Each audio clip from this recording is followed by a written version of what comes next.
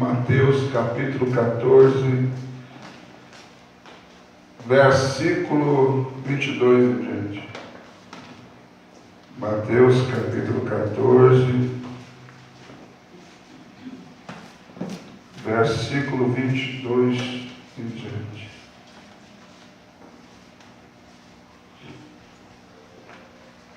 Glória a Deus.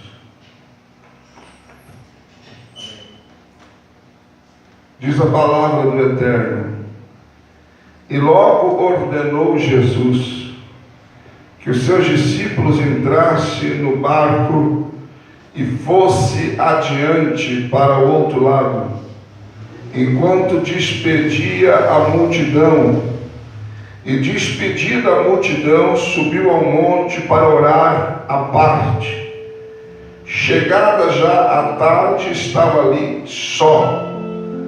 E o barco estava já no meio do mar, açoitado pelas ondas, porque o vento era contrário. Mas à quarta vigília da noite, dirigiu-se Jesus para eles, andando por cima do mar. Só até aqui.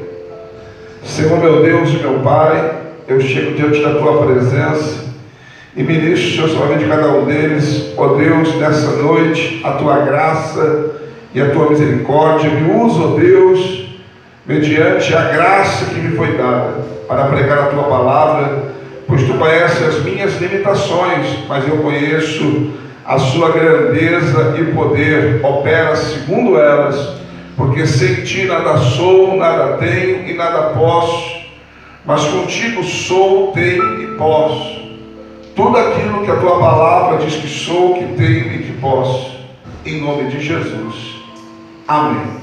Podem tomar os vossos assentos. Amados,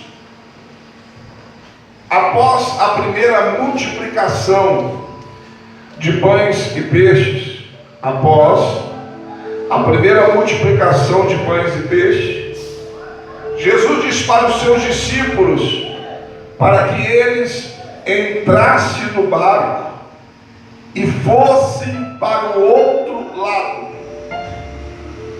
O texto nos diz que Jesus,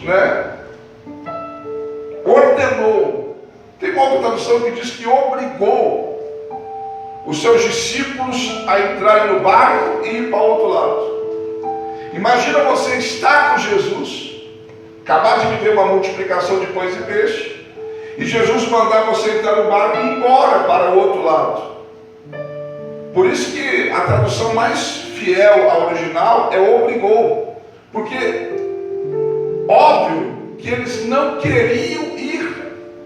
Como que nós vamos ir e deixar Jesus? Não, nós não vamos ser o Senhor, mas a Bíblia diz que Ele os obrigou a ir. E eles entraram no barco obedecendo e foram. E quando estavam no meio do mar, Jesus ficou para se despedir da multidão. Quando estavam no meio do mar, verso 24, a Bíblia diz que o barco estava açoitado pelas ondas, porque o vento era contrário. O tema da mensagem nessa noite é lições numa noite de tempestade. Ou seja, ensinamentos que a gente aprende numa noite de tempestade. A primeira lição que eu posso dizer para você, que eu tiro do texto aqui, é que às vezes nós pensamos, porque estamos fazendo tudo certo. Eu já pensei isso. Por que as ondas açoitam o nosso barco? Por que o vento às vezes é contrário? Ou seja, eles podiam se questionar dizendo, mas Jesus que mandou a gente para o outro lado e agora levantou as ondas, agora tem vento contrário.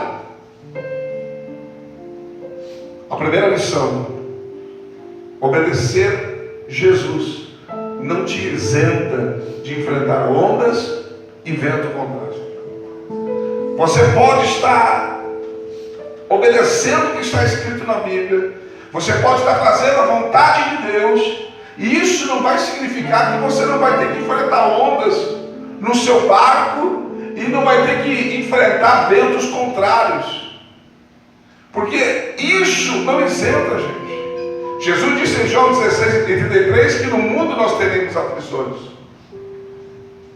Quando Jesus estava falando sobre os dois fundamentos, sobre aquele que ouve as suas palavras e as pratica, e aqueles que ouvem e as não praticam, ele diz que aquele que ouve e pratica, ele compara, Mateus 7, de 4 em diante, ao homem que edificou a sua casa sobre a rocha. Aquele que ouve e não pratica, como aquele que edificou a casa sobre a areia. Então eu tenho aqui alguém que ouve e não obedece. E eu tenho aqui alguém que ouve e obedece. Daí a continuação da passagem vai dizer para a gente que veio o vento, veio a enxurrada e bateu sobre a casa que estava na rocha, e ela permaneceu. E quando bateu sobre a casa que estava na areia, ela caiu. Eu não sei se você entendeu, mas a mesma coisa que quem ouviu e obedeceu passou, quem ouviu e não obedeceu também passou. Só que a diferença é que quem ouve e obedece não afunda. Quem ouve e obedece, a casa não cai. Mas isso não quer dizer que você não vai passar por ondas e tempestades. Então, eles estavam em obediência, mas estavam enfrentando ondas e vento contrário. Então não pensa que porque você está fazendo aquilo que Jesus mandou você fazer, que tudo vai ser um mar de rosa, que o vento vai ser a favor. Não. Oposições sempre se levantarão quando você estiver em obediência àquilo que Jesus mandou você fazer. Daí a Bíblia vai dizer o seguinte: mas, preste atenção, verso 25, mas, a quarta vigília da noite, Jesus se dirigiu a eles andando sobre o mar. Ou seja, você pode estar sendo açoitado pelas ondas, você pode estar enfrentando o vento contrário, mas vai chegar o momento em que Jesus vai dirigir ao seu favor. Você não entendeu? A segunda lição, amados, é que se você estiver passando por turbulências, ondas, vento contrário, mas vai chegar o momento em que Jesus vai vir em sua direção para te salvar. Ou seja, essa tempestade, essas ondas, esse vento contrário não será para sempre, porque Jesus sabe o que você está passando, Jesus sabe o que você está enfrentando, amados, e mais cedo ou mais tarde vem Ele aí para te socorrer. Então a primeira lição, obedecer não te isenta de ondas e vento contrário. Segundo, é que por mais que você passe por isso, mais Jesus vai te salvar. E o que me chama a atenção é que ele diz que ele vem na quarta vigília da noite.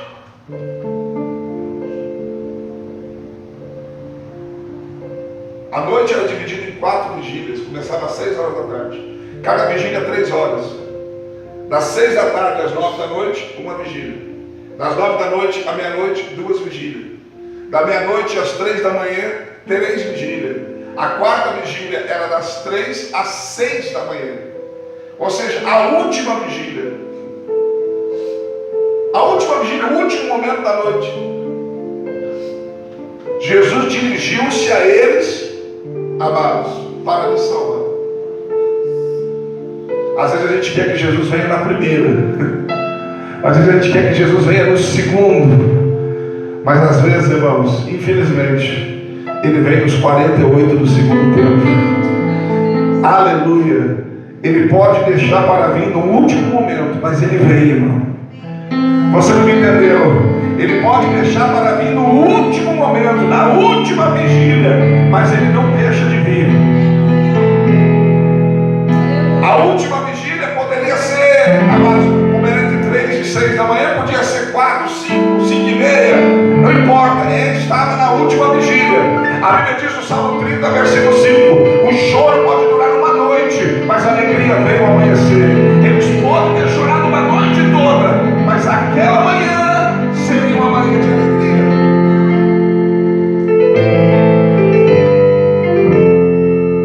terceira lição é que Jesus às vezes vem no último momento. Às vezes você fica, estou passando por isso, e olha, nada acontece. Ele pode deixar para vir no último momento. Não é que ele não possa vir no primeiro, pode ser. Mas ele pode deixar para o último momento. Mas ele vem. Mas ele vem. Aleluia. E a Bíblia diz que ele vem na quarta vigília da noite, andando sobre o mar. Diga, andando sobre o mar. Andando sobre o mar. Ou em outra tradução, por cima do mar. Mesma coisa. O que estava assolando o mar? As ondas. As ondas é o quê? O mar. O que estava deixando eles apavorados? O mar. A agitação do mar. E Jesus vem andando sobre o mar. Não entendi, pastor. A quarta lição é que aquilo que te assola, aquilo que te dá medo, aquilo que te traz desespero, aquilo que você acha que pode ser o seu fim, Jesus, Ele anda sobre aquilo que te assola. Ele anda sobre o mar que assola o teu barco. Ele vem andando, ele vem caminhando por cima dele. Ou seja, porque ele tem poder para pisar sobre aquilo que te assola, sobre aquilo que te dá medo.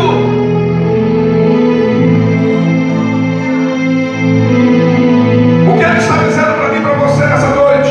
Que aquilo que te assola, que aquilo que quer destruir o seu barco, que aquilo que quer afundar o seu barco, quando ele te socorrer, ele vai andar por cima do teu problema, ele vai pisar por cima do seu problema.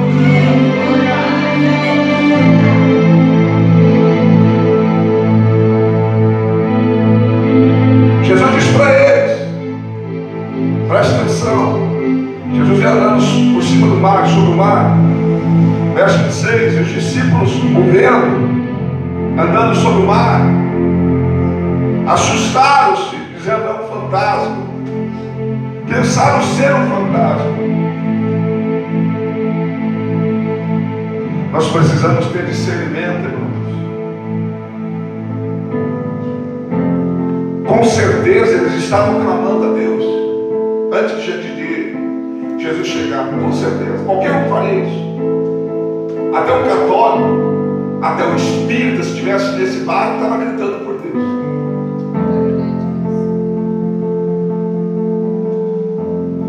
Podia ser quem for que estivesse nesse barco, estaria gritando por Deus. E de repente lá vem Jesus. Jesus é Deus também. É o Filho de Deus, é Deus também. E eles pensam ser um fantasma. Nós precisamos de discernimento para, às vezes, irmãos, nós entender aquilo que Deus está fazendo. Porque às vezes algo está vindo para nos salvar e a gente está repreendendo. Tem gente que às vezes enxerga demônio onde é anjo. Tem gente que enxerga assombração onde é socorro. Tem gente que, amados, em vez de ver porta aberta, está vendo desespero. Então, amados, nós temos que ter discernimento. Eles não tiveram discernimento, eles não conheceram Jesus. Eles andavam com Jesus e não o conheceram, porque Jesus vinha andando sobre o mar, sobre aquilo que tanto apavorava eles. Então cuide para não ver, amados, algo que não é real. Tenha discernimento para entender que às vezes é a mão de Deus que está te socorrendo e você está correndo da mão de Deus. Se fosse uma situação que ele estivesse em perigo, em terra, e Jesus tivesse vindo, ele tivesse tido essa visão pensando ser um fantasma, ele sairia correndo, deixaria Jesus para trás.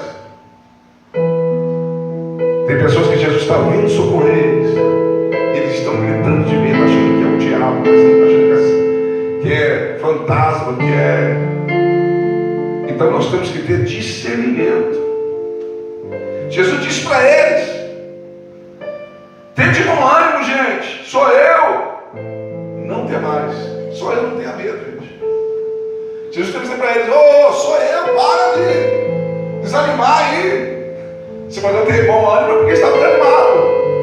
Provavelmente já não estava mais remando, já tinha desesperado, vamos desistir de tudo. Jesus disse: tenha bom ânimo, sou eu, não temais. Para aqueles que estão enfrentando ondas e tempestades, para aqueles que estão lutando contra o vento contrário, Jesus está dizendo nessa noite: tenha bom ânimo, sou eu. Sou eu que estou no controle, sou eu que estou indo em tua direção, sou eu que vou te salvar, sou eu que vou abrir a porta, sou eu. Tente bom ânimo, não tenha medo.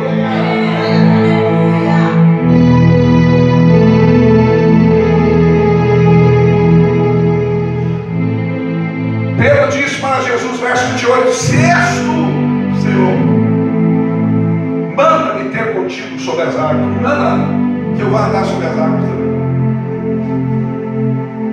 E Jesus disse para Pedro: vem, Pedro, vem. E a Bíblia diz que Pedro, descendo do barco, verso 29, andou sobre as águas para ir ter com Jesus. Se tem duas pessoas que andaram sobre as águas, uma foi Jesus e a outra foi Pedro. Você precisa entender que andar sobre as águas, andar sobre o mar, não é algo normal. É além da física, não existe isso. A física não explica isso. Andar sobre as águas é algo sobrenatural, é uma maravilha. E Pedro está andando sobre as águas. Mas a Bíblia diz no verso 30 que, sentindo um vento forte, ele teve medo e começou a ir para o fundo e clamar: salva-me, Senhor. Preste atenção, ele disse: és tu. Se a prova que é o Senhor, me dá uma prova, se é o Senhor, me manda ir ter contigo sobre as águas. Jesus disse: vem. Ele está andando sobre as águas. No momento que ele pisou na água e não afundou, Jesus já provou para ele que era Jesus. E ele está andando. Não sabemos quantos metros ele andou. Mas, quando ele sente o vento forte, ele tem medo e afunda. Aqui eu tiro mais uma lição. Uma noite de tempestade. Enquanto ele estava, amados, obedecendo a voz de Jesus e olhando para Jesus, ele andava sobre as águas. Mas no momento que ele sente o vento, ele tira o foco de Jesus. Ele tira a visão de Jesus. Ele se preocupa com o vento e ele afunda. Não entendi, pastor. Tem pessoas que, quando estavam olhando para Jesus, estavam andando sobre as águas, estavam vivendo o sobrenatural, estavam tendo experiências com Deus na sua vida, mas quando pararam de olhar para Jesus, começaram a afundar na sua vida, afundar na sua vida espiritual, na sua vida familiar, na sua vida financeira, começaram a afundar.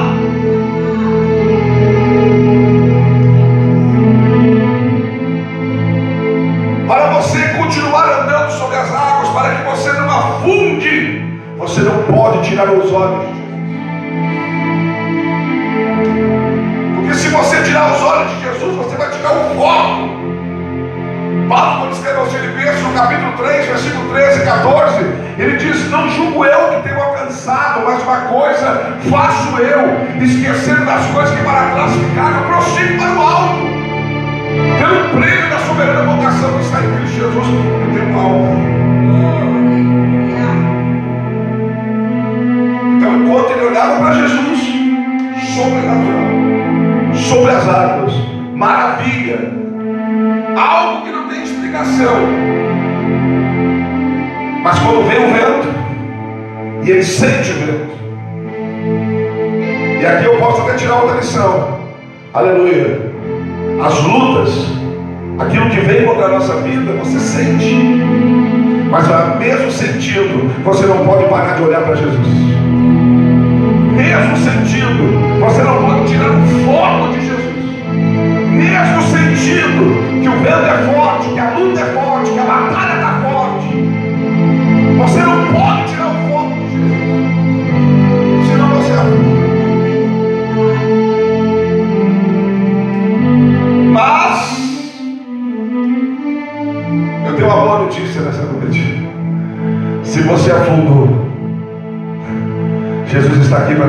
levantar novamente. Se você afundou, Jesus está aqui para te levantar novamente. A Bíblia diz que ele afunda, versículo 31. Jesus vai até ele, estende a mão para ele e disse: homem de pouca fé, por que duvidaste? Quer que eu traduza para você em palavras? Jesus estava dizendo para ele: você estava indo tão bem, mas a tua fé impossibilitou você de continuar. É isso que Jesus está dizendo para ele. Quando Jesus disse: homem de pouca fé, por que duvidaste? Jesus estava dizendo para ele: você estava indo tão bem, mas a tua fé, a tua dúvida, a tua incredulidade fez você parar de viver o sobrenatural. Jesus está dizendo nessa noite: você estava indo tão bem, mas você começou a duvidar. E quem duvida não pode andar sobre as águas. Quem duvida afunda. Mas a Bíblia diz que o cair é do homem e o levantar é de Deus. A Bíblia diz que se o justo cair 7 vezes, o Senhor o levantará.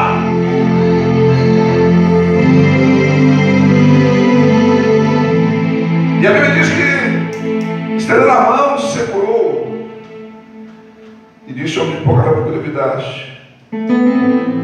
Jesus ergue Pedro. Porque a Bíblia diz no versículo 32 que eles foram para o barco para subir no barco. Ou seja, Jesus ergue Pedro e Pedro volta a andar sobre as águas. Nessa noite, quem afundou, Jesus vai levantar novamente para fazer andar de novo sobre as águas. Só que agora vai ser diferente, irmãos. Agora Jesus está andando sobre as águas, ou melhor, Pedro está andando sobre as águas de mão dada com Jesus. Aleluia. E eu te pergunto: alguém que está de mão dada com Jesus afunda? Alguém que está de mão dada com Jesus afunda, irmãos? Pode assoprar vento, pode ser o que for. Se tiver de mão dada com Jesus, não tem como afundar. Porque eu creio que ainda que você duvide, eu creio que ainda que você tenha medo, eu creio que ainda que você se sinta inseguro, eu creio que ainda que você talvez comece a querer afundar, Jesus vai sacudir você e vai dizer: rapaz, segura aqui na minha mão, você está comigo. Pois nessa noite ele já está dizendo para mim e para você: segura na minha mão, você está comigo. Agarra na minha mão que você está comigo. Agarra na minha mão que você não afunda mais.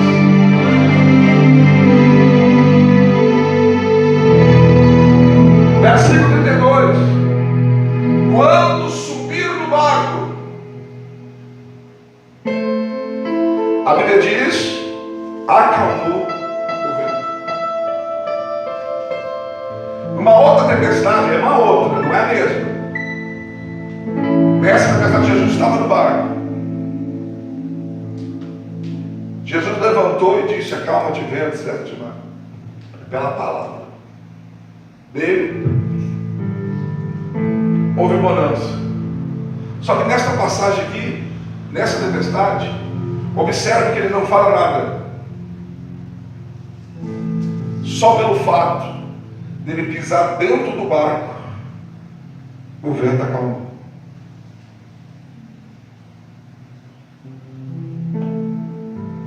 Qual a lição que eu aprendo aqui, pastor? Às vezes a gente está tentando salvar o barco. Com certeza eles remaram. Com certeza, na época não tinha barco a motor, irmãos. Era a remo e vela. Com certeza, tira a vela, coloca a vela, rema ao contrário, para tentar salvar o barco. Fizeram de tudo. Usaram as experiências que eles tinham como marinheiros e pescadores. E às vezes nós somos assim, fazemos de tudo, e só o que nós precisamos é que Jesus entre no barco. Não entendi, pastor? Às vezes você ora, jejua, às vezes você vem na igreja, às vezes você lê a Bíblia, às vezes você faz tanta coisa, e o que você tinha que fazer é convidar Jesus para entrar no teu barco. pastor, às vezes o que você precisava era convidar Jesus para entrar na tua casa, para ele entrar na tua empresa, para ele entrar na tua escola, para ele entrar na sua família. O que a gente precisa é a presença de Jesus, porque a presença de Jesus no barco trouxe calma.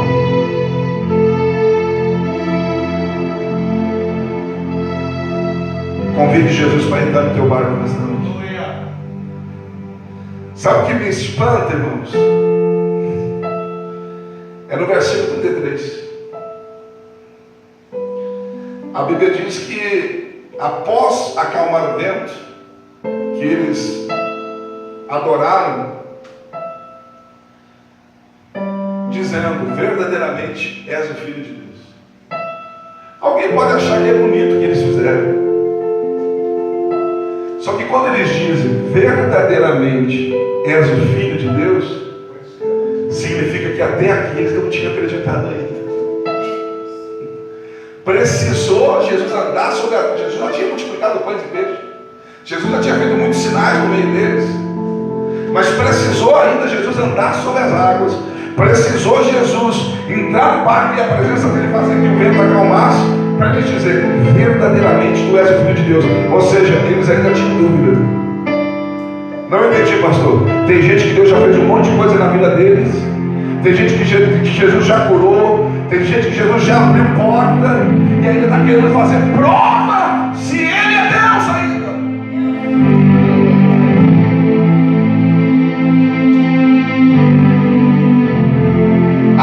Se não fizer isso, eu vou acreditar. Ei, Ele não precisa provar nada para você. Primeiro, se Ele fizer, Ele é Deus. Se não fizer, continua sendo Deus. Ele não precisa provar para você nada. Ele não veio para provar nada. Nós temos que crer e acabou.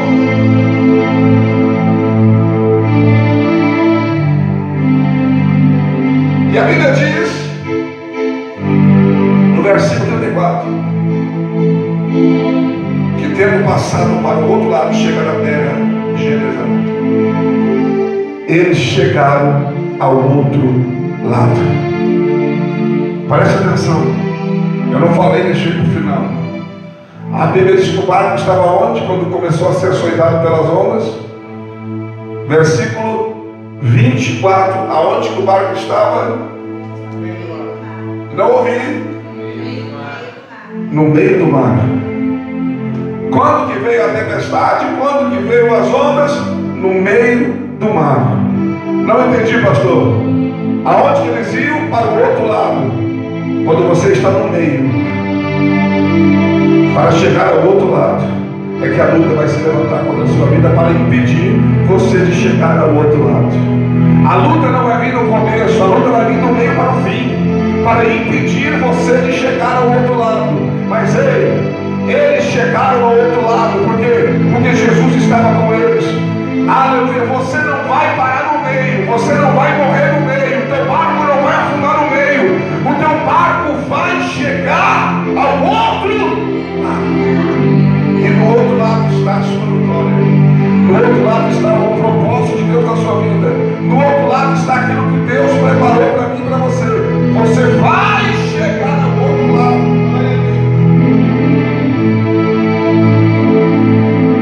Eu costumo dizer que quando Israel atravessou o Mar Vermelho, a Bíblia diz que saiu 600 mil homens, sem contar mulheres e crianças. Se fizermos uma conta aqui, amados, por cima, 600 mil homens, 600 mil mulheres, 1.200.000, cada mulher com uns 10 filhos. Que é isso, pastor? Na época 10 filhos era pouco. Quanto mais filho tinha, mais honrada era a família e mais poderosa, melhor, mais honrada era a mulher e mais poderosa era a família. Estima-se que tinha 3 milhões de pessoas na travessia do mar. Se tinha 3 milhões de pessoas, você pode multiplicar esse número, preste atenção, por 10 de animais, porque tinha muito mais animais do que gente. Você pode imaginar isso? Com certeza, quando o mar abriu, precisou uma noite toda para atravessar o mar. Quando o mar abriu, provavelmente os mais velhos, os mais jovens, os mais fortes, chegaram primeiro do outro lado. Eu creio que tem gente que atravessou em meia hora. Tem gente que levou a travessia 1 hora. Talvez alguém correu tanto que chegou em 15 minutos do outro lado. Mas teve que esperar até o último velho, até o último doente, porque tinha velhos, tinha doentes ali, tinha mulheres grávidas, tinha crianças, e os animais chegaram do lado de lá para o mar se fechar. Não entendi, pastor. Alguém pode chegar primeiro do outro lado, mas vai ter que esperar a gente para cantar o hino da vitória junto com eles, porque o caminho que Deus abre é para todos. Aleluia.